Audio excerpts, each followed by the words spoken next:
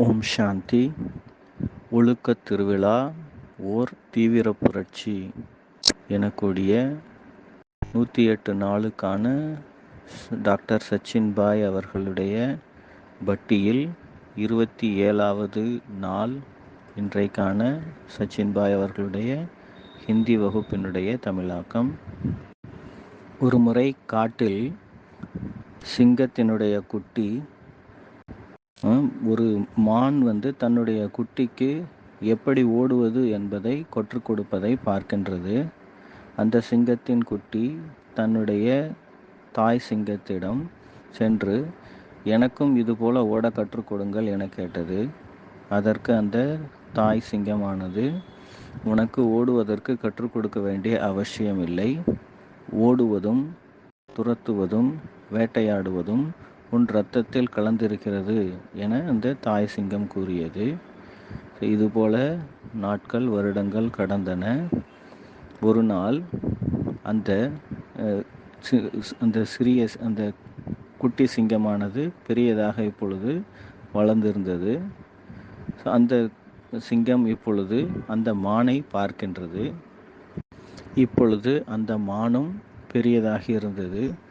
எவ்வளவு வேகமாக ஓட முடியுமோ அந்த அளவிற்கு வேகமாக ஓடி துரத்தியது. ஆனால் அந்த மானானது அதைவிட வேகமாக ஓடுகிறது. இரண்டும் ஓடி ஓடி மெல்ல மெல்ல ஒன்றுக்கு பின் ஒன்று ஓடி ஓடி கடைசியில் அந்த மானானது அந்த சிங்கத்தினுடைய கண்ணில் தென்படாமல் மறைந்து போய்விட்டது. அந்த சிங்கமானது ஓடி ஓடி களைத்து போய் ஒரு மரத்தின் கீழ் நின்றது. மரத்தின் மேலே ஒரு பறவை இருந்தது. அந்த பறவை சிரித்தது. இதை அனைத்தையும் பார்த்து கொண்டிருந்த அந்த பறவை சிரித்தது. ஏன் அதுபோல் சிரிக்கிறாய் என சிங்கம் கேட்கிறது. அப்பொழுது அந்த பறவை கூறியது, முதல் விஷயம் என்னவென்றால், நீ தோற்று போனதற்கான காரணம் என்ன என்று அந்த பறவை கூறுகிறது. அந்த மானானது அதற்கு பயிற்சி மிக அதிகமாக இருக்கின்றது. அதனுடைய அபியாசம் மிக அதிகமாக இருக்கின்றது. ஆனால் உன்னை பொறுத்தளவில் கொஞ்சம் ஓவர் கான்ஃபிடென்ட்டாக இருக்கிறாய். ஆத்ம விஸ்வாசம் மிக அதிகமாக இருக்கின்றது. ஸோ அந்த ஓவர் கான்ஃபிடென்ஸ் லெவலில் நீ இருக்கிறது ஒரு ரீசன் அப்படின்னு சொல்லுது. அது சொல்லுது என்ன என்ன சொல்லியிருக்குன்னா, ஸோ உனக்குள்ளே நான் சிங்கம், ஸோ நான் அதை எப்படியாவது பிடித்து விடுவேன் என்கின்ற அந்த ஓவர் கான்ஃபிடென்ஸ் அதிகப்படியாக இருக்கிறது. ஸோ முதல்ல ப்ராக்டிஸ் குறைவாக இருக்குது. அடுத்தது உன்னிட்ட அந்த கான்ஃபிடென்ஸ், ஓவர் கான்ஃபிடென்ஸ் இருக்குது. எப்படியாவது நான் அதை இறைய பிடிச்சிடுவேன் அப்படிங்கிற அந்த ஒரு ஓவர் கான்ஃபிடென்ஸ் இருக்குது. அடுத்தது ஸோ ஆங்கிலத்தில் ஒரு வார்த்தை சொல்லுவாங்க, கம்ப்ளேசன்ட் அப்படின்னு. ஒன்று மகிழ்ச்சின்னு ஒன்று விஷயம் இருக்குது. அதிகப்படியான ஒரு மகிழ்ச்சி அப்படின்னு ஒன்று இருக்குது. அதாவது மெத்தனம் அப்படின்னு தமிழில் சொல்லலாம். அந்த மெத்தனத்தன்மை இருக்கிறது. ஸோ நம்ம எப்படியாவது ஜெயிச்சிடலாம், நம்ம எப்படி போனாலும் என்ன செஞ்சாலும் அது மாதிரி கடைசியாக நம்ம ஜெயிச்சிருவோன்ற அந்த மாதிரி ஒரு மெத்தனத்தன்மை இருக்குது. அதி ஆத்ம சந்தோஷ் அப்படின்னு ஹிந்தியில் சொல்கிறாரு. ஸோ இது எல்லாத்தையும் விட மிக முக்கியமான காரணம் என்னவென்றால், நீ அதை துரத்தி கொண்டு ஓடுவது, அது ஒரு இறை தேடி நீ ஓடுகின்றாய். ஆனால் அந்த மானானது தன்னுடைய வாழ்க்கையை காப்பாற்றி கொள்ள வேண்டும் என்பதற்காக ஓடுகின்றது. இதுதான் மிக முக்கியமான காரணம் அப்படின்னு அது சொல்லுது. எந்த அளவுக்கு அதிகப்படியான ஒரு நோக்கம், அந்த மோட்டிவேஷன் இருக்கிறதோ அந்த அளவுக்கு நமக்குள்ள அந்த தீவிர தன்மை என்பது ஏற்படுகிறது அப்படிங்கிறது இதிலிருந்து நம்ம தெரிஞ்சிக்க வேண்டிய ஒரு விஷயம். ஸோ மோட்டிவேஷன் எந்த அளவிற்கு இருக்கிறதோ அந்த அளவுக்கு நம்முடைய தீவிரத்தன்மை என்பது இருக்கின்றது. ஸோ அப்போது திடத்தன்மை, அந்த உறுதித்தன்மை, திருடத்தா நமக்குள்ளே எப்படி வரும்?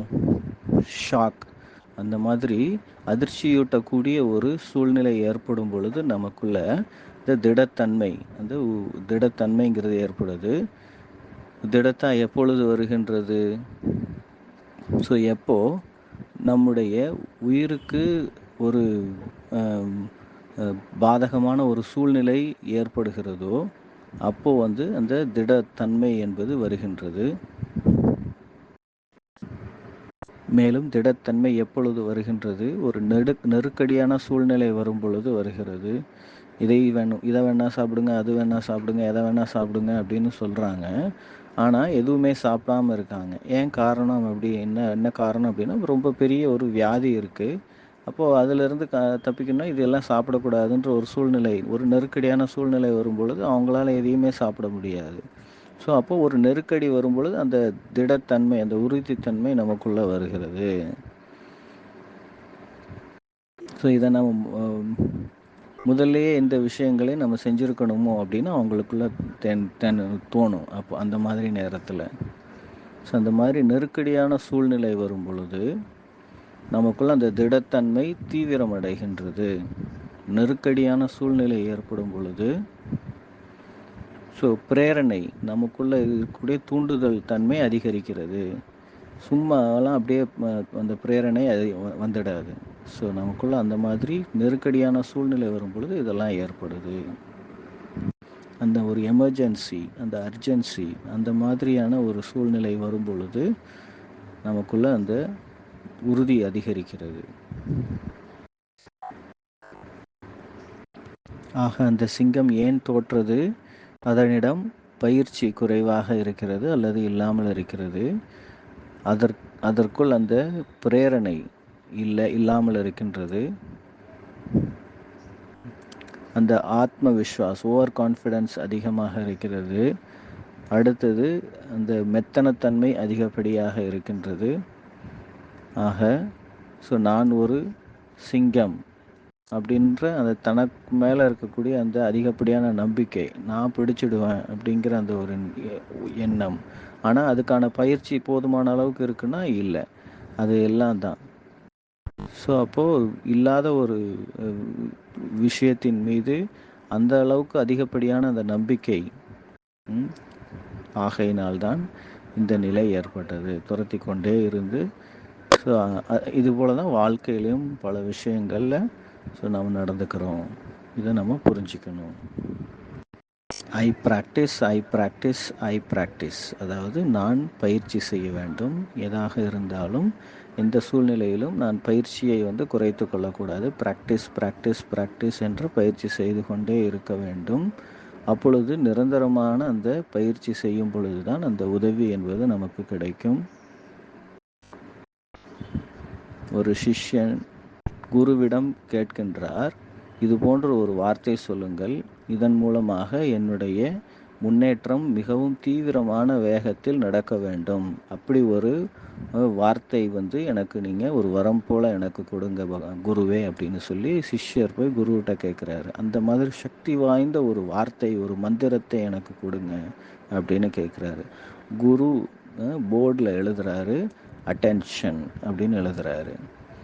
ஸோ அவர் கேட்குறாரு, எனக்கு தெரியும், இன்னும் சக்தி வாய்ந்த ஒரு வார்த்தையை எழுதுங்க, சொல்லுங்கள், மந்திரத்தை சொல்லுங்கன்னு சொல்லுவோம். குரு திரும்பவும் அட்டென்ஷன் அப்படின்னு எழுதுறாரு, கவனம் செலுத்த வேண்டும், நல்ல தீவிர கவனம் செலுத்த வேண்டும். அந்த கவனம் அப்படிங்கிற அந்த வார்த்தையை தான் எழுதுறாரு.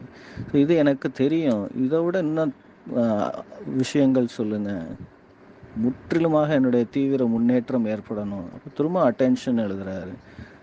அட்டென்ஷன்றது எனக்கு தெரியும், ஆனால் கவனம் செலுத்துறதை பற்றி தெரியும், ஆனால் அந்த அட்டென்ஷன்னா என்ன, அதனுடைய அர்த்தம் என்ன அப்படின்னு குருகிட்ட கேட்குறாங்க. அப்போ குரு எழுதுறாரு அட்டென்ஷன் அப்படின்னு, அதுக்கும் அவர் அட்டென்ஷன் தான் எழுதுறாரு. இப்போ கவனம் நாம் செலுத்த வேண்டும் என்பது அவ்வளோ ஒரு நமக்குள்ள அந்த மாதிரி ஒரு விழிப்புணர்வு நிலை என்பது எப்போவுமே இருக்கணும். அந்த அட்டென்ஷனில் நம்ம எப்போவுமே இருக்கணும். அதுதான் உதவி செய்யும். ஏனென்றால் உலகம் என்பது ஒரு நிலையற்றதாக, ஸ்திரமற்றதாக இருக்கின்றது.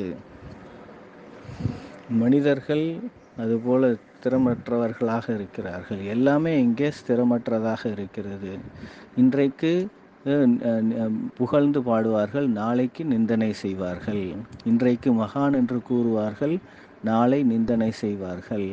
எப்போ என்ன செய்வாங்க, அதன் மீது எந்த நம்பிக்கையும் கிடையாது. ஸோ எல்லாமே வந்து ஸ்திரமற்றதாக இருக்கிறது, எல்லாமே நிலையற்றதாக இருக்கிறது. அந்த மாதிரி நிலையற்ற இந்த உலகத்தில் ஸ்திரமாக இருக்க வேண்டும் என்பதற்காக, நாம் எப்பொழுதும் நிலையாக இருக்க வேண்டும் என்பதற்காக முயற்சி செய்ய வேண்டும். வெளியிலிருந்து வரக்கூடிய எந்த ஒரு விஷயங்களும் நம்மை தாக்கக்கூடாது. சிலர் நம்மை மகான் என்று சொல்வார்கள், சிரேஷ்டம் என்று சொல்வார்கள். ஸோ அதெல்லாம் நம்மை பாதிக்கக்கூடாது. ஸோ உங்களை பார்த்து மிகவும் புகழக்கூடியவர்கள் உங்கள் மீது கல்லெறியவும் தயங்க மாட்டார்கள். இதையெல்லாம் கவனத்தில் கொள்ள வேண்டும். ஆகையால் நம்முடைய யாத்திரை என்பது உள்நோக்கு முகத்திற்கான யாத்திரையாக இருக்க வேண்டும்.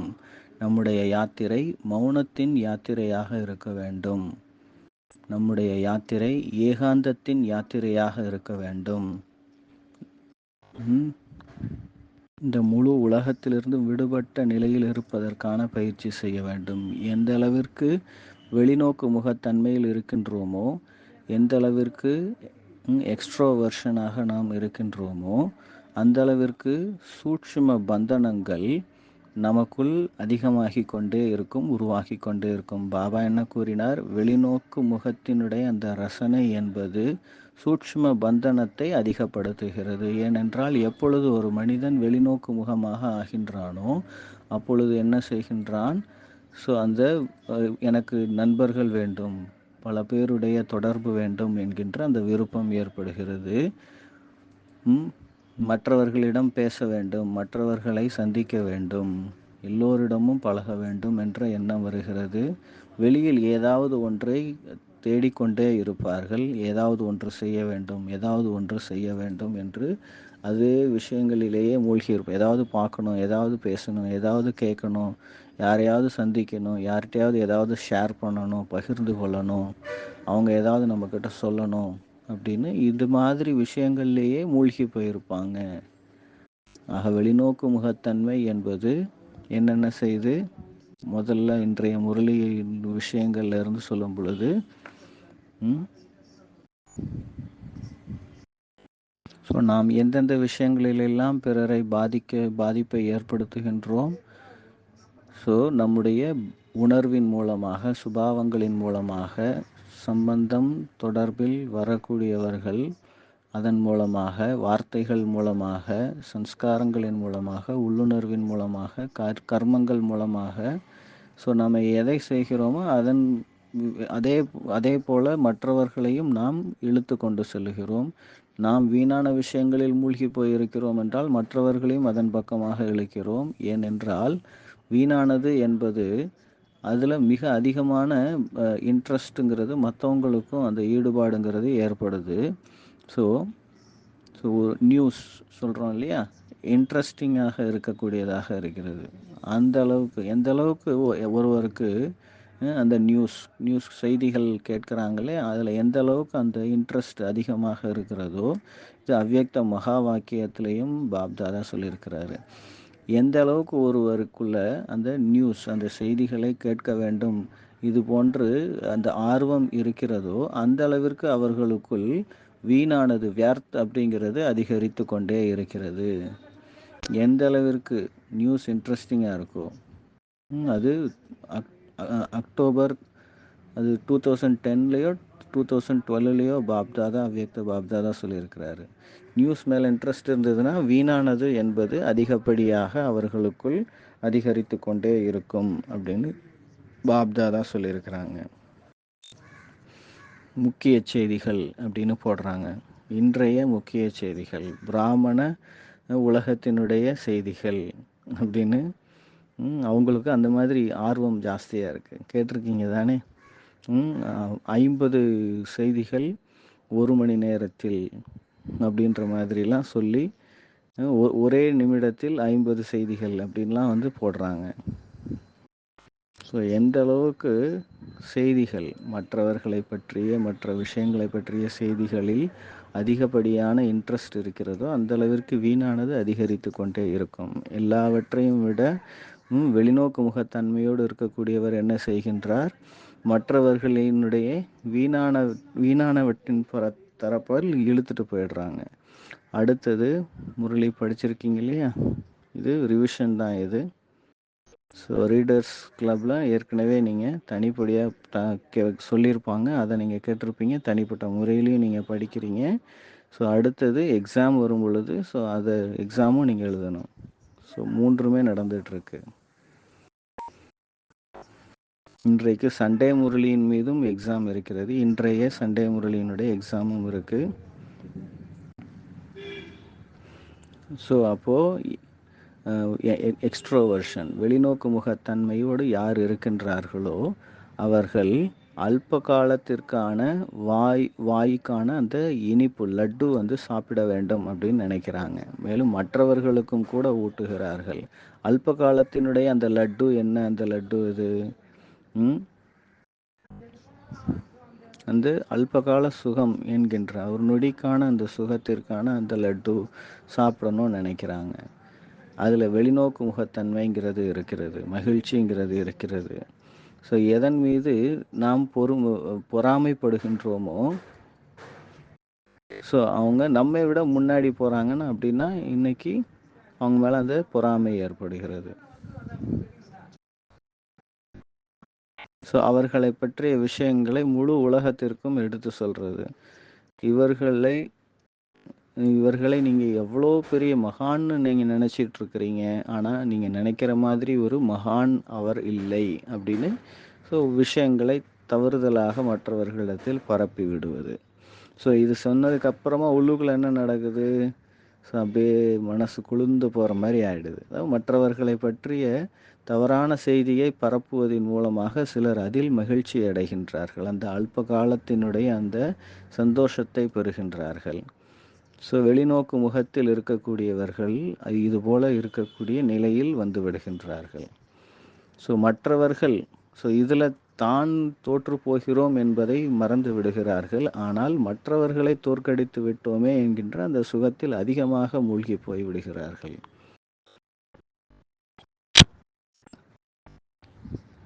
நான் தோற்றாலும் பரவாயில்லை, நீ தோற்று விட்டாயல்லவா, அதனால் எனக்கு மகிழ்ச்சி. அந்த மாதிரி எல்லோரும் மனிதர்களின் சுபாவம் அதுபோல இருக்கின்றது. இந்த ஒரு உள்ளுணர்வு, இந்த ஒரு ஆன்மீகத்தின் பெரிய பெரிய விஷயங்கள்லாம் இருக்குது. ஆனால் உள்ளுக்குள்ளே பல விஷயங்கள் எல்லாம் கடந்தாச்சு ஆன்மீகத்தில் வந்துட்டு. ஆனால் உள்ளுக்குள்ளே இது போன்ற ஒரு பொறாமை குணம் என்பது இன்னும் மூழ்கி போயிருக்கிறது, ஆழத்தில் இருக்கின்றது. ஒரு சிலருக்கு மற்றவர்கள் தன்னை புகழ்ந்து சொல்லிக்கொண்டே இருக்க வேண்டும் அப்படின்னு அந்த விருப்பம் இருக்குது. ஸோ நம்மை புகழ வேண்டும், நம்மை பற்றி உயர்வாக சொல்ல வேண்டும் அப்படின்ற அந்த ஒரு உணர்வு இருந்துக்கிட்டே இருக்குது. அவங்க இந்த விஷயங்களை திருப்தி அடைகிறதே இல்லை. ஸோ அப்படி என்ன அதில் ஒரு போஷாக்குத்தன்மை இருக்குது. அதை எல்லோருமே விரும்புகிறாங்களே, அந்த அல்பகால மகிழ்ச்சி அதில் கிடைக்குது. இதுதான் அல்பகால லட்டு. தானும் சாப்பிட்றாங்க, மற்றவங்களுக்கும் அதை கொடுக்குறாங்க.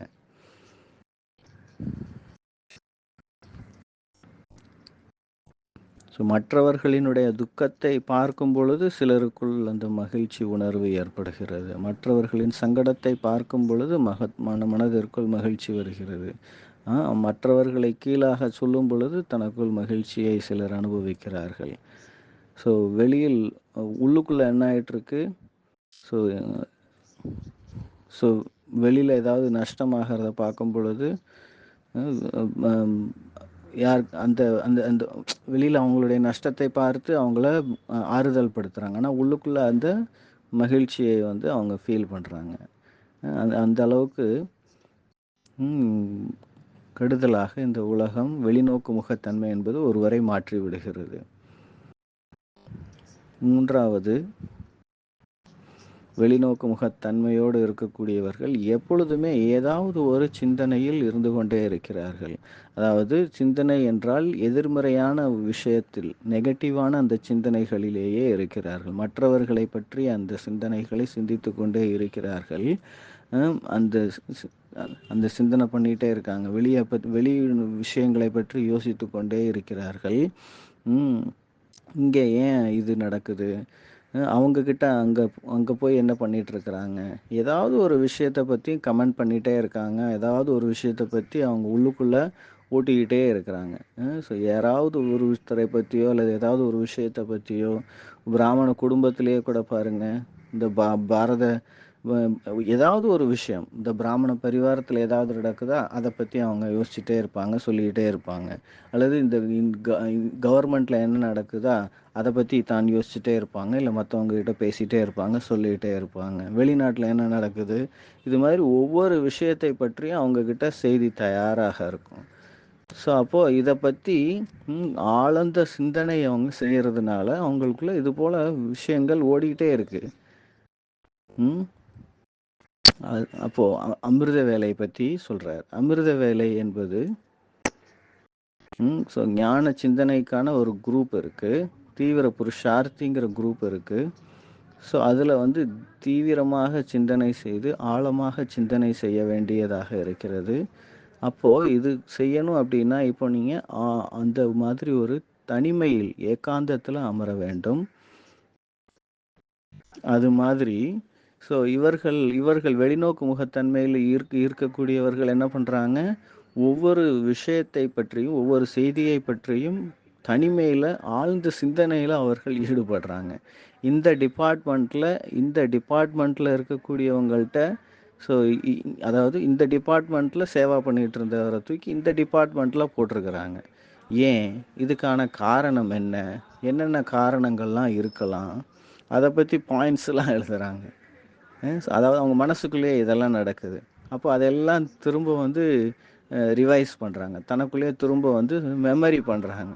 ஸோ இதை ப்ராக்டிஸ் பண்ணிக்கிட்டே இருக்காங்க. அப்போது நெகட்டிவ் விஷயத்தில் ஸோ ஒரு பாயிண்ட் கூட மிஸ் ஆகிறது இல்லை. அந்த மாதிரி வெளிநோக்கு முகத்தன்மை அவர்களை மாற்றி விடுகிறது. ஸோ அந்த அளவுக்கு முயற்சி செய்ததுக்கு அப்புறமா அதை கொண்டு போய் எல்லார்கிட்டையும் அதை கொடுத்துட்டே இருக்கிறாங்க. அப்போது யாரெல்லாம் புதுசாக வராங்களோ ஸோ பாபா சொல்லுவார், புதிதாக வரக்கூடியவர்களிடத்தில் மனன சிந்தனை செய்வதற்கான அந்த சக்தி இருப்பதில்லை. ஆக தாதிகள் நீங்கள் அவங்களுக்கு உங்களுடைய ஞான சிந்தனையினுடைய அந்த வெண்ணையை கொடுங்கள் என்று பாபா சொல்லியிருக்கிறாரு. அவர்களுடைய ஆசீர்வாதத்திற்கு பாத்திரமாகுங்கள் அப்படின்னு பாபா சொல்லியிருக்காரு. ஸோ இவங்க வெளிநோக்கு முகத்தில் இருக்கக்கூடிய மற்றவங்களை பற்றி யோசிச்சுட்டே இருக்கிறாங்க. அடுத்தது 4வது வெளிநோக்கு முகத்தன்மையில் மூழ்கி இருக்கக்கூடியவர்களினுடைய விஷயங்களில் 4வது விஷயங்கள் என்ன என்றால், அவர்களை பொறுத்தளவில் தன்னுடைய அந்த ஆன்மீகமான சுகம் மற்றும் சாந்தியினுடைய அந்த சக்தி என்பது மிகவும் தூரமாக இருக்கும். ஏனால் அவர்கள் முழு நாளிலும் எதிலேயே கடந்து சென்று கொண்டிருக்கிறது, வெளிநோக்கு முகத்தன்மையிலேயே கடந்து சென்று கொண்டிருக்கிறது. பேசுகிறதுலேயே அவங்க நாளை ஓட்டிக்கிட்டே இருக்கிறாங்க. ஸோ வீணான பேச்சுக்கள்லேயே ஓடிக்கிட்டு இருக்கு. கான்வர்சேஷன் பண்ணிகிட்ருக்காங்க, டிஸ்கஷன் பண்ணிகிட்ருக்குறாங்க. இதிலேயே அவங்களுடைய நாள் கடந்துட்டுருக்கு. ஒரு நொடி கூட அவர்களால் தனிமையில் அமர முடிவதில்லை. ஒரு நொடி கூட தனியாக அமைதியாக உட்காருங்கன்னா அவங்களால முடியல. ஏதாவது ஒன்று செஞ்சுக்கிட்டே இருக்கணும், ஏதாவது ஒன்று மெசேஜ் போகணும், ஏதாவது செஞ்சுக்கிட்டே இருக்கணும். அமைதியாக கொஞ்ச நேரம் உட்காருங்க அப்படின்னா அவங்களால உட்கார முடியல. ஸோ எப்போவுமே ரயில்வே கம்பார்ட்மெண்ட்டில் நடக்கக்கூடிய அந்த விஷயத்தை உதாரணமாக சொல்லப்படுகிறது இல்லையா, அந்த மாதிரி அந்த ரயில்வேல இருக்க சில பயணிகள் இருப்பாங்க. அவங்க என்ன பண்ணுவாங்க, கீழே இருந்து பேக் எடுத்து ஓப்பன் பண்ணுவாங்க, செயினை ஓப்பன் பண்ணுவாங்க, க்ளோஸ் பண்ணுவாங்க, மேலே வைப்பாங்க, கீழே வைப்பாங்க. யாரெல்லாம் வர்றவங்க போகிறவங்க இருப்பாங்களோ அவங்கக்கிட்ட வியாபாரிகள்கிட்ட ஏதாவது வாங்குவாங்க. அது எவ்வளோ, இது எவ்வளோ, பேரம் பேசிகிட்டே இருப்பாங்க. அங்கே போவாங்க, இங்கே போவாங்க, ஜன்னலில் வேடிக்கை பார்ப்பாங்க, கீழே இறங்குவாங்க, மேலே ஏறுவாங்க, இப்போ கூட உட்காந்துருக்கவங்கக்கிட்ட பேச்சு கொடுப்பாங்க. அவங்க அமைதியாக இருந்தாலும் ஏதாவது கேள்வி கேட்டுக்கிட்டே வருவாங்க. ஸோ இது போல் ஏன்னா உள்ளுக்குள்ளே என்ன இருக்குது, அந்த காலியான நிலை என்பது இருக்கிறது. உள்ளுக்குள்ளே எம்டினஸ் இருக்குது, அந்த தனிமை நிலை இருக்கிறது. எம்டினஸ், ஒரு வாய்டு. அந்த தனிமையை அவர்கள் நிரப்புவதற்காக ஸோ சரியில்லாத இது போன்ற வழிமுறைகளை பின்பற்றுகிறார்கள். மற்றபடி இந்த உலகத்தில் இருக்கக்கூடிய எந்த ஒரு மனிதனிடமிருந்தும் உங்களுக்கு நன்மையை விளைவிக்கக்கூடிய எந்த ஒரு விஷயமும் கிடைக்கப் போவதில்லை என்பதை ஸ்திரப்படுத்திக் கொள்ளுங்கள். அப்போ வெளிநோக்கு முகத்தில் இருக்கக்கூடியவங்களை பற்றி இப்போ என்னென்ன பார்த்தோம்? முதல் விஷயம் நம்ம என்ன பார்த்தோம்? அவர்கள் எல்லோரையுமே வீணானதின் பக்கமாக கவர்ந்து இழுத்து செல்லக்கூடியவர்களாக இருப்பார்கள். தானும் வீணானதில் தான் இருப்பார்கள். சிரேஷ்ட சிந்தனையில் இருக்கக்கூடியவங்களே வீணானது பக்கம் இழுக்கக்கூடியவங்கன்னா, வீணானதில் பக்கம் அந்த கவர்ச்சி இருக்குது, அந்த இன்ட்ரெஸ்ட் இருக்குது, அதில் ஒரு சக்தி இருக்குது. அடுத்தது வெளிநோக்கு முகத்தன்மையில் இருக்கக்கூடியவர்கள் அந்த அல்பகால சுகம் எனக்கூடிய அந்த ஒரு லட்டு சாப்பிடக்கூடியவர்களாக இருப்பார்கள், மற்றவர்களுக்கும் கொடுக்கக்கூடியவர்களாக இருப்பார்கள். அடுத்தது மூன்றாவது, சிந்தனையில் ஏதாவது ஒரு சிந்தனையிலே இருந்துட்டு இருப்பாங்க. அடுத்தது அவர்களுக்குள்ள ஆன்மீகமான சுகம், சாந்தி என்பது சுத்தமாகவே இருக்காது. வெளியில் மற்றவங்க கிட்ட நான் ரொம்ப அமைதியாக இருக்கிறேன், சாந்தமாக இருக்கிறேன், மகிழ்ச்சியாக இருக்கிறேன்ற மாதிரி காண்பிப்பாங்களே தவிர உள்ளுக்குள் அது எதுவுமே இருக்காது. எனக்கு எந்த ஒரு பொருளுக்குமான தேவை என்பது இல்லை என்பது போல வெளியில் காண்பித்து கொள்வார்கள். அடுத்து இந்த 4 விஷயங்கள். ஸோ அடுத்து பாப்தாதா இன்னைக்கு முரளியில் யாரை பார்த்துட்ருக்குறாங்க? சகயோகி குழந்தைகளை பார்த்துட்ருக்குறாங்க. இன்றைக்கு அவ்யக்த பாப்தாதாவினுடைய முரளியினுடைய விஷயங்கள் 3/10/1981 முரளியினுடைய அந்த விஷயங்களில் பாப்தாதா இன்னைக்கு சகயோகி குழந்தைகளை பார்ப்பதாக சொல்கிறாங்க. சக்தி ஸ்வரூபமாக இருக்கக்கூடியவர்களை பார்க்கின்றார்கள். ஸோ யார் இன்றைக்கு எல்லா விஷயங்களிலிருந்தும் விடுபட்டவர்களாக இருக்கிறார்களோ, ஜீவன் முக்தராக இருக்கிறார்களோ, அதாவது ஜீவன் முக்த் அப்படின்னா என்ன அர்த்தம்? யோக யுக்தோடு இருக்கணும். ஜீவ யுக்த் மற்றும் ஜீவன் முக்த மற்றும் யோக யுக்தாக யார் ஆக முடியும்? யார் ரிப்பன் கட்டிங் பண்ணுறாங்களோ அவங்க தான் ஆக முடியும். ஸோ இதிலிருந்து என்ன இருக்குது? அடுத்தது, ஸோ திவ்ய குணங்களினுடைய தட்டுக்களில் மலர்களை எப்படி நிரப்பி வச்சிருக்காங்களோ அதுபோல் திவ்ய குணங்களால் நிரம்பி இருக்க வேண்டும். ஒவ்வொரு விஷயத்தை பற்றியுமே பாபா ஞானத்தின் ஆழத்தை நமக்கு சொல்லி புரிய வச்சுட்டு இருக்கிறாரு. இதைத்தான் ஸ்பிரிச்சுவலைசிங் த மெட்டீரியல். இந்த உலகத்தில் இருக்கக்கூடிய ஒவ்வொரு விஷயத்தையும் பொருளையும் பார்த்து கொண்டிருந்தாலும் அதில் இருக்கக்கூடிய ஞானபூர்வமான அர்த்தத்தை பார்க்க வேண்டும்.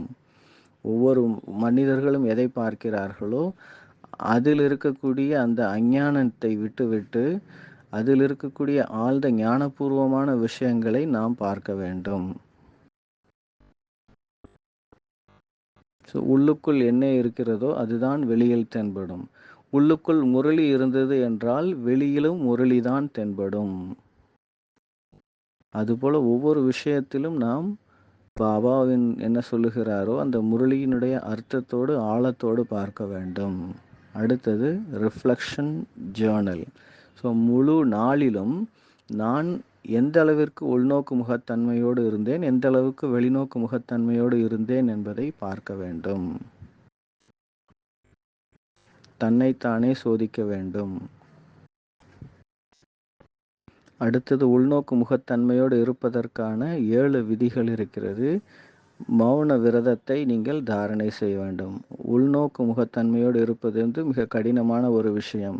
வெளிநோக்கு முகத்தன்மை, வெளிநோக்கு இருக்கக்கூடிய சேவைகள் அனைத்தும் நம்மை கவர்ந்து இழுத்து கொண்டே இருக்கும்.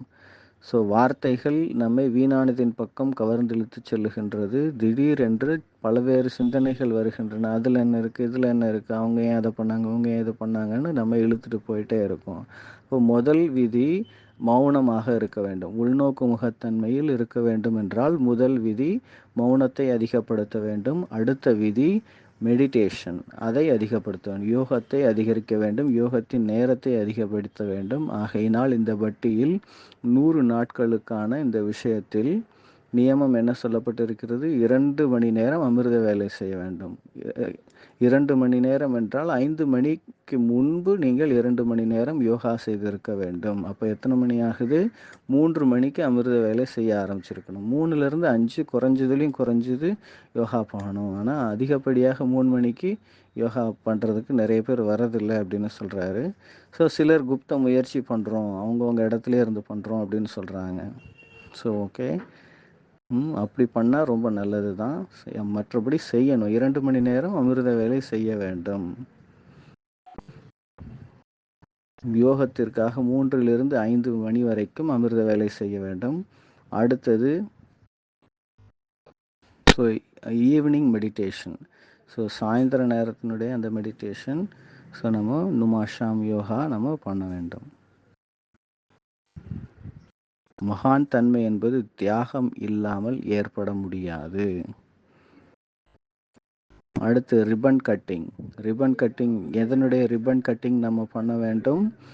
வெளிநோக்கு முகத்தன்மை அப்படிங்கிற அந்த ரிப்பனை கட் பண்ணணும். வீணானதுங்கிற ரிப்பன் கட்டணும். வீணான சம்பந்தத்தினுடைய ரிப்பனை கட் பண்ணணும். நிர்ணயம் செய்ய வேண்டும்.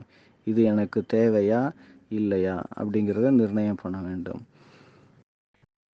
ஸோ அப்போ எப்போ நிர்ணயம் பண்ணுறது எப்படி செய்வாங்க? ஸோ முதல்ல வந்து மெட்டீரியலை வந்து அப்படியே பரப்பி வைப்பாங்க. அப்புறம் ஆப்ஷன்ஸ் பார்ப்பாங்க. ஏபி அப்படின்னு ஆப்ஷன்ஸ். அடுத்தது 3வது ஸோ எனக்கு இதில் நன்மை என்ன இருக்கிறது, இதில் எனக்கு நஷ்டம் என்ன ஏற்படுகிறது அப்படிங்கிறத பார்ப்பாங்க. இது 3ம் பார்க்கணும். ஸோ ஃபஸ்ட்டு அந்த சம்பந்தம். மெட்டீரியல் எல்லாத்தையும் ஓப்பனில் வைக்கணும். சம்பந்தம் எப்படிப்பட்டது? அடுத்தது ஆப்ஷன் 1, ஆப்ஷன் பி. ஸோ இந்த சம்பந்தத்தை இப்படியே வச்சுக்கணும். இந்த சம்பந்தத்தை நான் நிறுத்திடணும். அடுத்தது 3வது ஸோ இந்த சம்பந்தத்தினால் எனக்கு என்ன நன்மை இருக்கிறது, என்ன நஷ்டம் இருக்கிறது. ஸோ உதவி கிடைக்குதா இல்லையா, ஸோ எனக்கு என்னென்ன நஷ்டங்கள் ஏற்படுகிறது, அவங்க இல்லைன்னா என்னால் இருக்க முடியாதா, அந்த மாதிரி இருக்கிறதா அப்படின்லாம் பார்க்கணும். அப்போ ரிப்பன் கட்டிங் மாதிரி நம்ம சம்பந்தம் தொடர்பில் செய்ய வேண்டும், வீணான விஷயங்களில் செய்ய வேண்டும். இதெல்லாம் ரிப்பன் கட்டிங் மாதிரி கட் பண்ணிடணும்.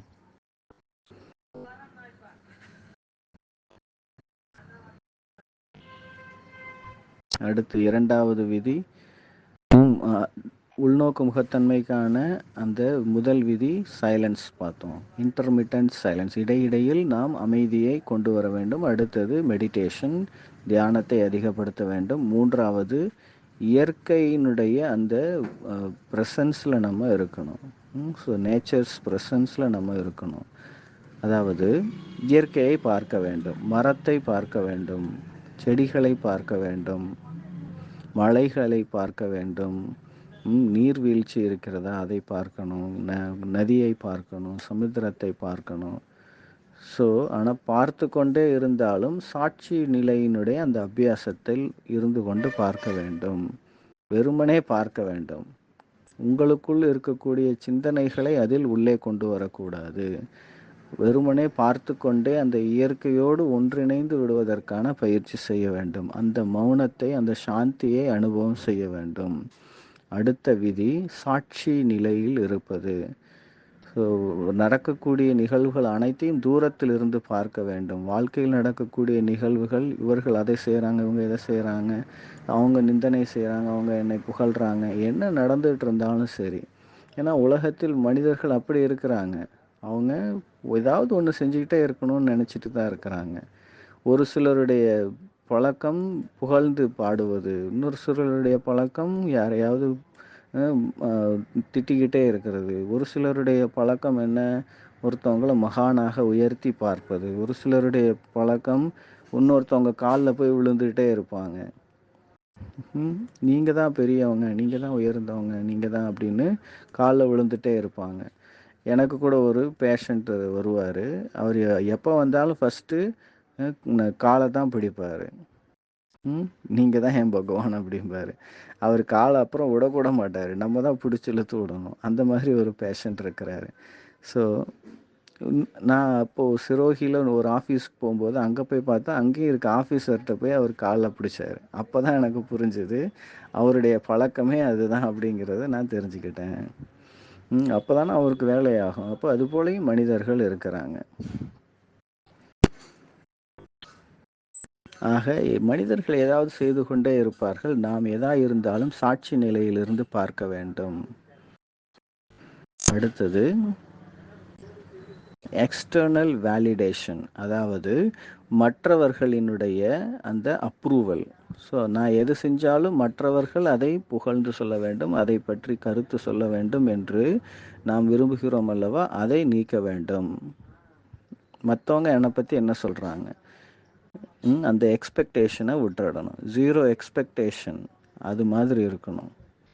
ஸோ ஜீரோ எக்ஸ்பெக்டேஷன் இருந்தது என்றால் அது 10 பெயின் கில்லருக்கு சமம். அது ஏன்னா expectation is best, zero expectation is best pain கில்லர்னு சொல்லப்படுது.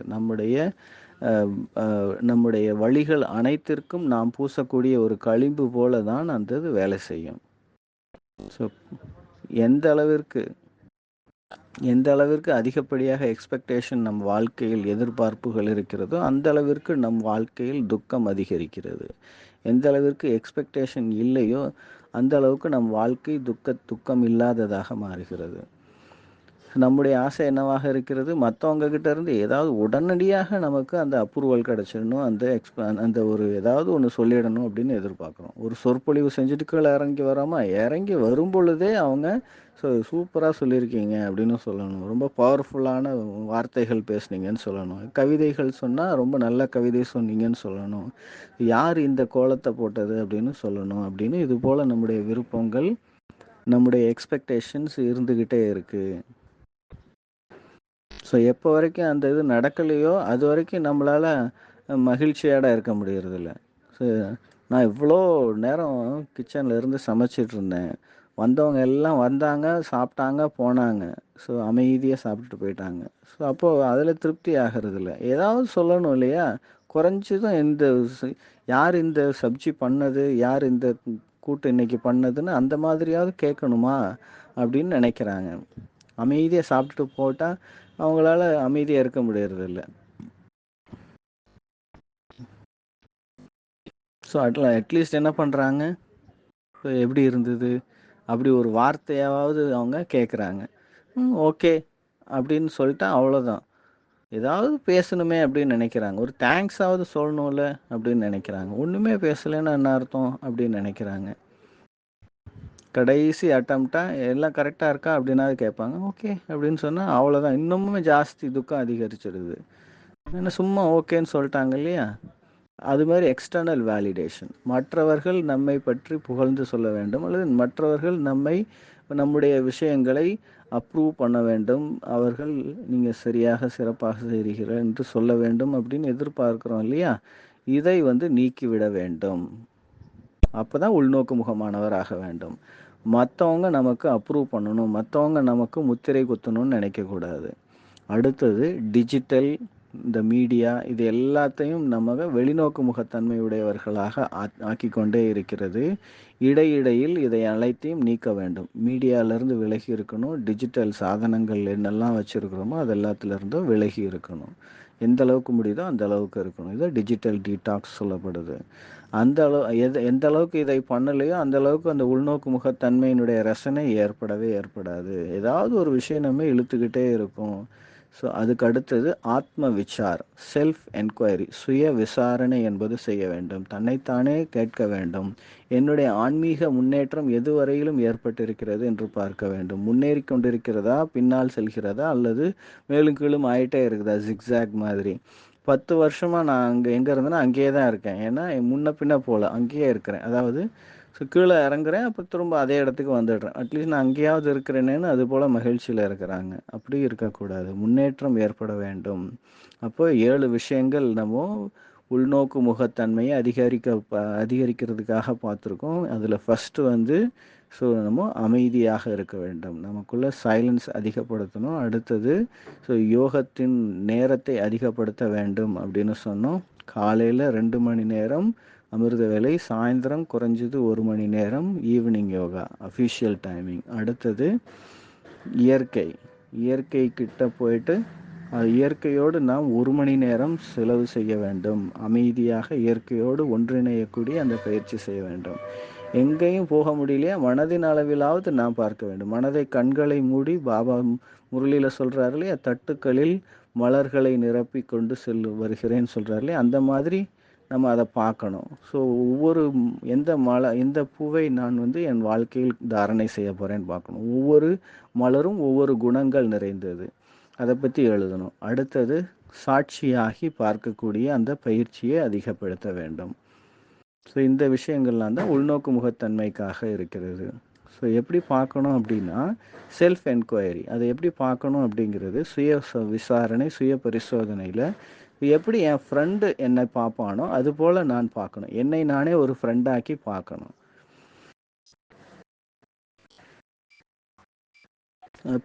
டெவில்ஸ் அட்வொகேட் அப்படின்னு சொல்லுவாங்க. ஸோ வக்கீல் என்ன பண்ணுவாங்க, அவர்கள்ட்ட இருந்து ஒரு விவாதத்தை அதிகப்படுத்துவதற்காக ஏதாவது ஒரு கேள்வியை கேட்டு வைப்பார்கள். ஸோ அந்த மாதிரி நான் இங்கே கூண்டில் நிற்கிற மாதிரியும் வக்கீலாகி நானே கேள்வி கேட்பது போலவும், ஸோ குறுக்கு விசாரணை செய்வது போலவும் செய்ய வேண்டும். ஸோ தனக்குத்தானே வக்கீலாகி நாம் வார்த்தைகளால் பேச வேண்டும், வாக்குவாதம் செய்ய வேண்டும்.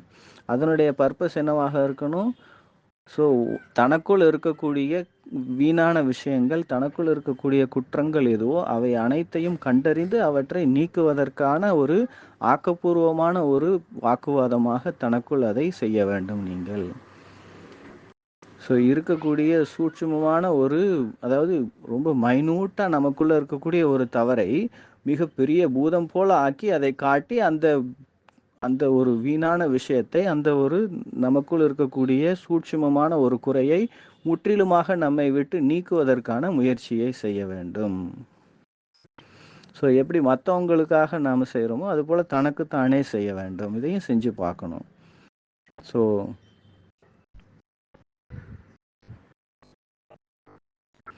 அப்போது ஒரு பிரச்சனை என் வாழ்க்கையில் போயிட்டுருக்குன்னா, அந்த பிரச்சனை இதே மாதிரி ஒரு பிரச்சனையை என் நண்பன் என்னிடத்தில் எடுத்து வந்து சொல்லும் பொழுது அதற்கு நான் என்ன பதில் சொல்வேன் அப்படின்னு பார்க்கணும். என்னுடைய அமிர்த வேலை நன்றாக நடக்க மாட்டேங்குது அப்படின்னு இருக்குன்னு வச்சுங்க.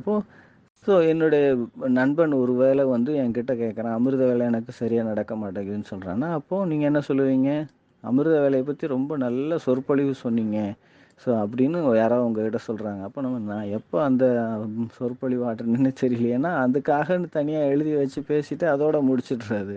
அந்த மாதிரி இருக்கக்கூடாது. ஆனால் எதிரில் இருக்கிறவங்க என்ன சொல்கிறாங்க, உங்கள் சொற்பொழிவை கேட்டு தான் நான் ரொம்ப மாற்றம் அடைஞ்சேன்னு சொல்லுவாங்க. ஸோ அப்போது தனக்குத்தான் மாற்றத்தை கொண்டு வர்றதுக்கான அந்த பயிற்சி செய்யணும். யாரிடமிருந்தும் யாருடைய வேலிடேஷனும் எனக்கு தேவையில்லை. ஸோ யாரும் என்ன, ஸோ நீங்கள் அப்படி பண்ணிட்டீங்க, சூப்பராக பண்ணியிருக்கீங்க, நல்லா பண்ணியிருக்கீங்க அப்படின்னு மற்றவங்க சொல்லணுன்ற அந்த எதிர்பார்ப்பு எப்போவுமே எனக்கு இருக்கக்கூடாது. அடுத்தது செல்ஃப் என்கொயரி பண்ணிகிட்டே இருக்கணும். தன்னை பற்றி நான் எங்கே வந்திருக்கிறேன், நான் எவ்வளோ முன்னேறி இருக்கிறேன்னு பார்க்கணும். டெய்லி தாட் ஆடிட் இது. ஸோ டெய்லி ஈவினிங் யோகாவில் ஒரு 5 மினிட்ஸ் நீங்கள் ஆடிட் பார்க்கணும். 5 மினிட்ஸ் செக் பண்ணி பார்க்கணும். வெளிநோக்கு முகமாக இருக்கணும், உள்நோக்கு முகமாக இருக்கணும். அப்போது அட்லீஸ்ட் அந்த ஈவினிங் யோகாவில் நான் இன்றைக்கு ஃபுல் டேயில் வெளிநோக்கு முகமாக அதிகமாக இருந்தேன்னா, உள்நோக்கு முகமாக அதிகமாக இருந்தேன்னா அப்படிங்கிறத செக் பண்ணி பார்த்துட்டு, நான் அதிகப்படியாக வெளிநோக்கு முகத்தன்மையில் இருந்திருந்தேன் அப்படின்னா 6 மணிக்கு அப்புறம் மொத்தமாக எல்லா விஷயங்கள்லேருந்து வெளியேறிட்டு மொத்தமாக உள்நோக்கு முகத்தன்மை உடையவர்களாக ஆகிடணும். இது ஒரு கலை. அடுத்தது மெடிடேட்டிவ் ஆர்ட் அப்படின்னு சொல்லப்படுது. ஸோ அதாவது பாபா சொல்கிறார் இல்லையா, மலர்களால் அலங்காரம் செய்கிற மாதிரி ஒரு தட்டுக்களை வைக்க வேண்டும்னு. அப்போது அது போல் செய்யணும். குணங்கள், அனைத்து திவ்ய குணங்களினுடைய ஒரு தோட்டம் போல உருவாக்க வேண்டும். அதை எப்படி உருவாக்கணும், அது நீங்களே பார்த்து ஒரு இன்றைக்கு ஹோம்ஒர்க் போல் அதை பண்ணுங்கள். ஸோ நீங்கள் ஆடிட் பண்ணுறீங்க இல்லையா, அதில் நீங்கள் எழுதணும்னு அவசியம் இல்லை. தினசரி உங்களுடைய எண்ணங்களினுடைய அந்த ஆடிட் பண்ணணும்.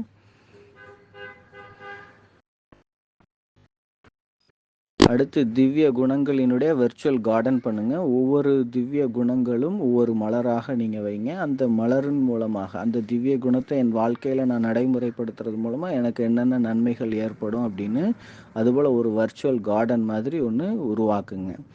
அடுத்தது பந்தன முக்தாக வேண்டும். அதாவது உள்நோக்கு முகத்தன்மை, பந்தனமற்ற நிலை. மூன்றாவது திவ்ய குணங்களை தன் வாழ்க்கையில் கொண்டு வர வேண்டும்.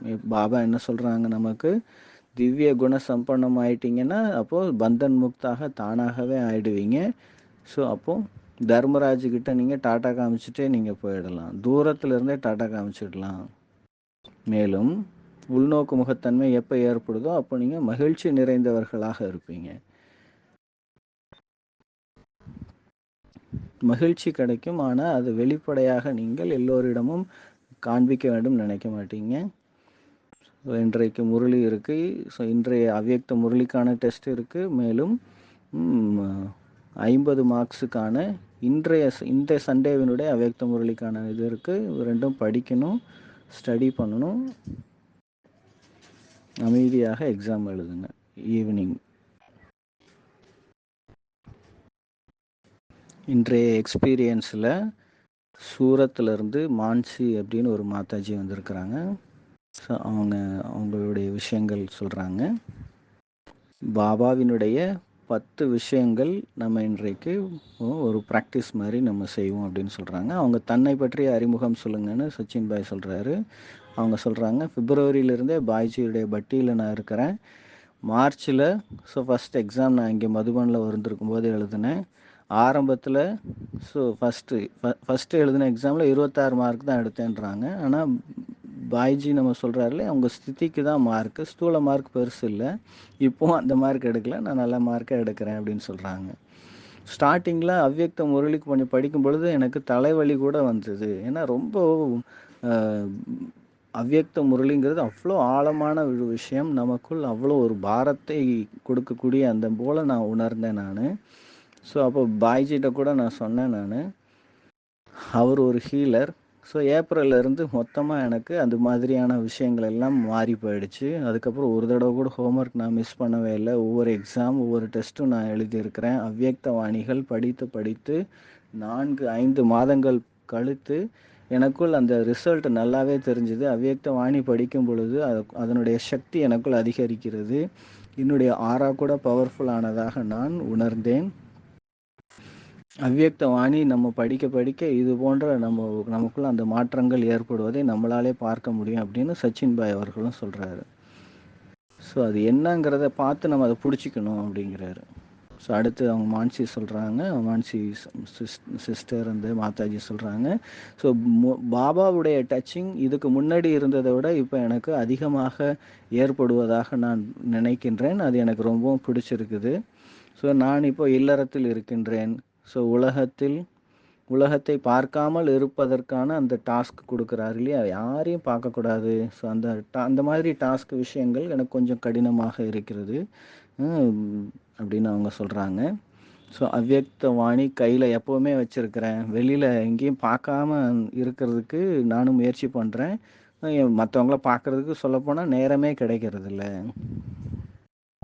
ஸோ அட்லீஸ்ட் நம்ம இந்த பட்டியில் இருக்கிற பொழுது விகர்மங்கள் எதையும் செய்கிறதில்ல அப்படிங்கிறது நான் ரொம்ப பெருமையாக சொல்கிறேன். ஸோ நான் ட்ராஃபி ஜெயிக்கணுங்கிறதுக்காக நான் முயற்சி பண்ணலை. ஆனால் பாபா பிரதர்கிட்டேருந்து நிறைய விஷயங்கள் கற்றுக்கணும் அப்படிங்கிறத நான் நினச்சேன். பாபாவுடைய உள்ளத்தை வெற்றி கொள்ள வேண்டும்னு நான் நினைக்கணும். ஸோ அடுத்தது வந்து ஞானத்துக்கு வந்து நான் 5 வருஷம் ஆகுது. ஸோ எனக்கு உடல் அளவில் நிறைய கணக்கு வழக்குங்கிறது இருந்தது, இப்போ கொஞ்சம் குறைஞ்சிருக்கு. சச்சின் பாய்கிட்டையும் கூட நிறைய விஷயங்கள் நான் கற்றுட்ருக்கேன். ஸோ நான் ஞானத்தில் வந்ததுலேருந்து சச்சின் பாய் அவர்களுடைய கிளாஸை தவிர வேறு யாருடைய அதிகப்படியான வகுப்புகளையும் நான் கேட்டதில்லை. ஞானத்தில் புதுசாக வந்தப்போ அப்போ ஏபிசிடியிலேருந்து நான் ஸ்டார்ட் பண்ணுறேன். ஆனால் பாய்ஜியினுடைய கிளாஸஸ் வந்து ரொம்பவுமே ஹெவியான ஒரு டோசஸாக இருந்தது. ஸோ அக்னியில் நடக்கிற மாதிரி தான் அது. தனியாக நடக்கக்கூடிய ஒரு மார்க்கமாக இருந்தது. ஆனா, எனக்குள்ள அந்த ஒரு ஃபெய்த் இருந்தது. ரொம்ப பாசிட்டிவாக இருந்தேன். நான் வந்து கத்துக்கிட்டேன். வாழ்க்கையில எத கத்துக்கிட்டேனோ, அத வாழ்க்கையில நான் அப்ளை பண்றேன். அவர் மூலமா நமக்கு கிடைக்கக்கூடிய அந்த மகா வாக்கியங்கள், அந்த அளவுக்கு நம்முடைய சப்கான்ஷியஸ வந்து போய் டச் பண்ணுது. நமக்கு உள்ளுக்குள்ள போய் டச் பண்ணுது. நம்ம சொல்லக்கூடிய விஷயங்களே நமக்குள்ள போய் டச் ஆகுறதில்ல. அவர் சொல்லக்கூடிய வார்த்தைகள் நமக்குள்ள போய் டச் ஆகுது. அடுத்தது அவரு நமக்கு உணவு கட்டுப்பாடுகள் சொல்றாரு இல்லையா? நீங்க சாப்பாட்டினுடைய விஷயங்கள்ல எல்லாம் கவனம் செலுத்தணும். ஸோ இயற்கை உணவுகளை அதிகமாக சாப்பிடணும். சாப்பாட்டின் அளவை குறைக்கணும். சாப்பிடுற 3 முறை சாப்பிடுறவங்க 2 முறை சாப்பிடுங்க. 1 முறை சமைச்ச உணவு சாப்பிடுங்க அப்படின்லாம் சொன்னாரு இல்லையா? தீபாவளியினுடைய சமயம் வரும்பொழுது, ஆஹா! அப்படின்னு சாப்பிடுறதுக்கு எதுவும் கிடைக்காதே அப்படின்னு எனக்கு தாட் வந்தது. ஏன்னா, அது மேல கவர்ச்சி இன்னும் இருக்கு இல்லையா? ஆனா, இப்போ அதெல்லாம் கொஞ்சம் குறைஞ்சிருச்சு. முந்தி இருந்த அளவுக்கு இல்ல. ஆனா, கொஞ்சம் ஸ்டார்ட் பண்ணும்போது அந்த டிஃபிகல்ட் இருந்தது. ஏன்னா, பாபா நமக்கு ஏதாவது டாஸ்க் குடுக்குறாரு அப்படின்னா, அதில வெற்றி அடைய வேண்டும் நம்ம நெனைக்கிறோம். இப்போ பிரதரும் நமக்கு நெறைய டாஸ்க் குடுக்குறாரு. அப்போ அதில நம்ம ஜெயிக்கணும்னு நெனைக்கிறோம். என்ன பொறுத்தளவுல ஒரு பாபா, ஒரு மதுபன், ஒரு முரளி, ஒரு சச்சின் பாய் அந்த மாதிரி நான் இருந்துட்டு இருக்கிறேன். அப்படின்னு அவங்களுடைய ஆர்வத்தை சொல்றாங்க. ஹோம்வொர்க்ல உள்ள அந்த படங்கள் வரைய சொல்லி சில சமயம் ஹோம்வொர்க் குடுக்குறாருன்னா, என்னுடைய பையன் கூட ஹெல்ப் பண்றான் அந்த விஷயத்துல. ஸோ, அவங்க அந்த 10 விஷயங்கள் சொல்லணும்னு சொன்னாரு இல்லையா? ஆஹா! ஆஹா! அப்படின்னு சொல்லி அவங்க 10 விஷயங்கள் சொல்றாங்க. ஆஹா பாபா ஆஹா! ஆஹா பாபா ஆஹா! ஆஹா ட்ராமா ஆஹா! ஆஹா ட்ராமா ஆஹா! ஆஹா என்னுடைய பாக்கியம் ஆஹா! ஆஹா என்னுடைய பாக்கியம் ஆஹா! ஆஹா என்னுடைய பிராமண பரிவாரம் ஆஹா! ஆஹா என்னுடைய பிராமண பரிவாரம் ஆஹா! ஆஹா சங்கமயுகம் ஆஹா! ஆஹா சங்கமயுகம் ஆஹா! ஆஹா முரளி ஆஹா! ஆஹா முரளி ஆஹா! ஆஹா பிரம்மா போஜன் ஆஹா! ஆஹா பிரம்மா போஜன் ஆஹா! ஆஹா ஸ்ரீமத் ஆஹா! ஆஹா ஸ்ரீமத் ஆஹா! ஆஹா யக்யம் ஆஹா! ஆஹா யக்யம் ஆஹா! ஆஹா மதுபன் ஆஹா! ஆஹா மதுபன் ஆஹா! மற்றும் ஆஹா ஏஞ்சல் ஆஃப் சிவா ஆஹா! அப்படின்னு அவங்க அந்த ஆஹா ஆஹான்ற அந்த 10 விஷயங்கள் சொல்லி முடிக்கிறாங்க. அவங்களுடைய பையன் சின்ன பையன் ஒருத்தன் வந்திருக்கிறான். அவர் பேர் வந்து ஹியன் அப்படின்ற பேரு. சூரத்திலிருந்து வந்திருக்கிறாங்க. 3rd ஸ்டாண்டர்ட் படிச்சுட்டு இருக்கிறாரு. ஸோ அவரு சச்சின் பாய் வந்து நம்ம கிளாஸஸ்ல கூட அடிக்கடி சொல்லக்கூடிய அந்த வார்த்தைகளை தனக்குத்தானே அந்த ஊக்கம் உற்சாகத்தை அதிகப்படுத்துவதற்காக சொல்லக்கூடிய அந்த வார்த்தைகளை அந்த பையன் வந்து ப்ராக்டிஸ் பண்ணிட்டு இருக்கிறான். அந்த பையன் அந்த விஷயத்த எல்லாருக்கும் சொல்றான்.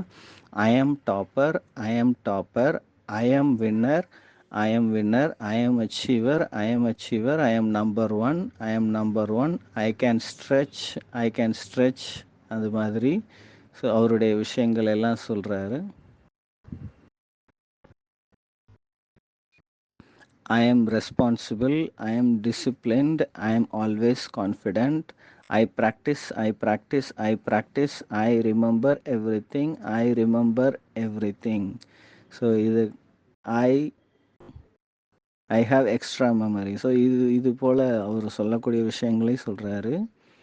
ஸோ அவருக்கு பரிசாக வந்து ஒரு கோட் அண்டு ஸ்டெத்தஸ்கோப் இருக்கிற மாதிரி ஒரு அட்டையில் வந்து ரெடி பண்ணி கொடுத்துருக்குறாங்க. ஸோ இப்போ சச்சின் பாய் வந்து அவங்ககிட்ட இருந்து மைக் வாங்கிட்டு நம்ம ரொம்ப நாளாக இந்த ப்ராக்டிஸ் வந்து பண்ணாமல் விட்டுட்டோம், திரும்ப பண்ணுவோன்னு அந்த ஐ ஆம் டாப்பர் அந்த ப்ராக்டிஸ் திரும்ப எல்லாரையும் செய்ய வைக்கிறாரு. அது எக்ஸ்பிரஷன்ஸோடு செய்ய வைக்கிறாரு.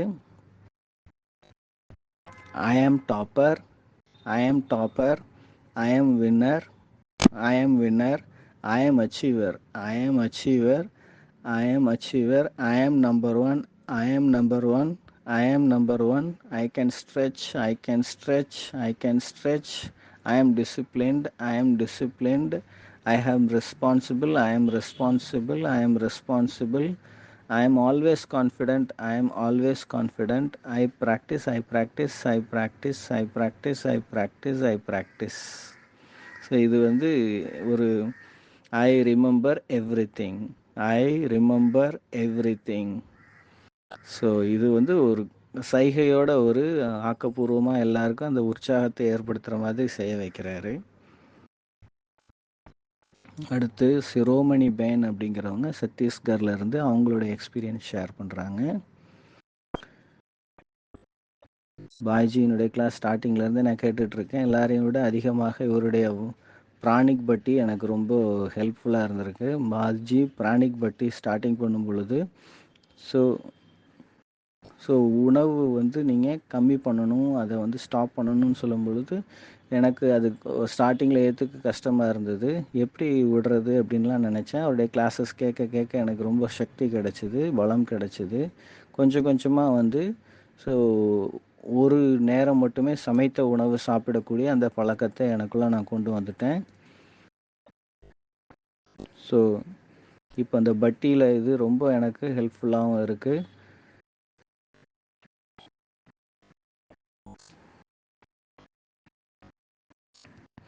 ஸோ பிராணிக் பட்டி ஸ்டார்டிங்கில் அவர் செய்யும் பொழுது அந்த கோவிட் டயத்தில் அந்த பிராணிக் பட்டியை பற்றி அவர் ஆரம்பித்தார். அந்த டைம் கோவிடாக இருந்தது.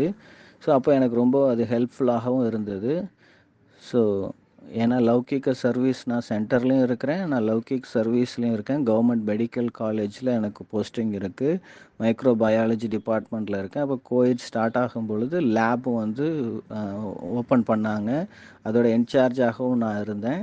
கோவிட் வரும்பொழுது அவ்வளோ சதவிகிதம் வந்து எவ்வளோ ப்ராப்ளம்ஸ் இருந்தது. அப்போது சென்டர்ஸ் மேனேஜ் பண்ணணும், சென்டர்ஸில் இருக்கக்கூடிய சகோதரிகள்கிட்ட இருந்து ரொம்ப காலம் தூரமாகவும் அதாவது விலகியும் இருக்கணும்னு சொல்லி இருக்கு இல்லையா, டிட்டாச்சாக இருக்கணும், ஒருத்தர் இன்ட்ராக்ட் பண்ணக்கூடாதுன்னு. ஏன்னா இவங்க வந்து ஸோ ஒர்க்குக்கு போகிறாங்க மைக்ரோபயாலஜி. கோவிட் சமயத்தில் இவங்க ஸோ அவங்க வந்து டெஸ்டிங்கில் இருக்கிறாங்க.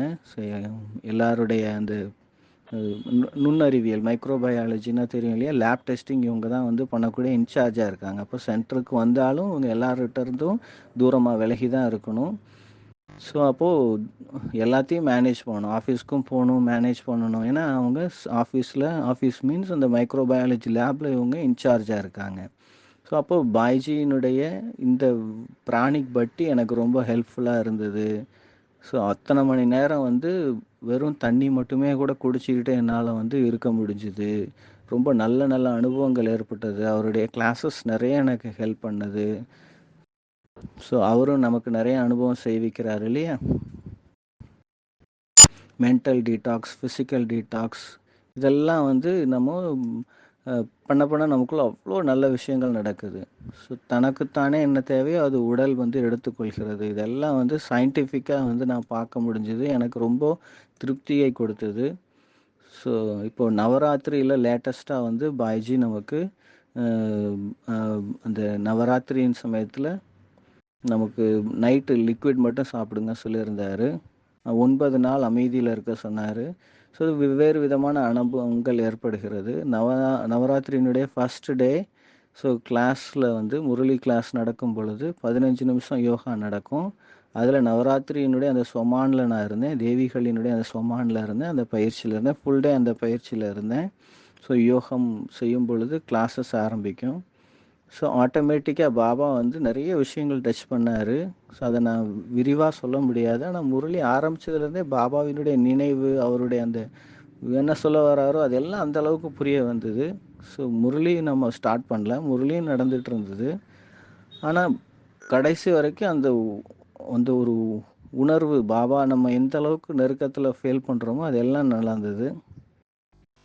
நல்ல ஸ்பெஷல் அனுபவங்கிறது ஏற்பட்டது.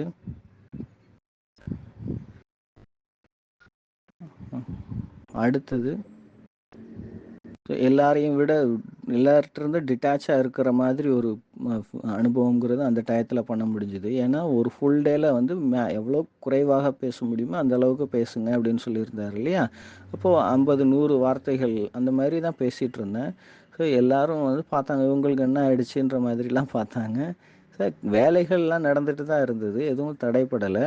ஆனால் நம்ம விட்டு இவங்க ரொம்ப தூரமாக போகிறாங்களே, தனியாக போகிறாங்களேன்ற மாதிரி அந்த அனுபவம் பண்ணாங்க. ஸோ நானும் அது மாதிரி ரொம்ப பாபாவோட நெருக்கத்தில் ஸோ எல்லா இடத்துலையும் விலகி இருக்கக்கூடிய அனுபவம் பண்ணேன். ஸோ பாய்ஜி என்னென்ன சொல்கிறாரோ அதை இடையிடையே ப்ராக்டிஸ் பண்ணுறேன். ஸோ ஒவ்வொரு மாதமும் இது போல் நம்ம குரூப்பாக நம்ம ஒன்றாக சேர்ந்து பட்டி செய்யணும், ஆக்டிவிட்டீஸ்லாம் பண்ணணும். அப்போ ப்ராக்டிஸில் நம்ம இங்கே என்ன கற்றுக்குறோமோ அதை அங்கேயும் வீட்லேயும் போய் பண்ணணும். ஸோ நம்ம டிராஃபிக்காக நம்ம பட்டி பண்ணலை. ஸோ